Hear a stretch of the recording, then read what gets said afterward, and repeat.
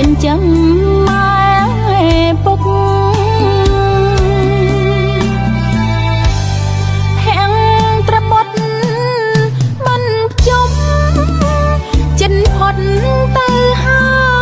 យមិនឃើញត្រានត្រើងចង់មកលេងស្រុកម៉ែចាំភ្លឺជាមួយនឹងពុកចិត្តនៅមិនសុខព្រោះចង់ជួបមុខបាត់ស្ងួនពីស្អីបើកូនបានលឺ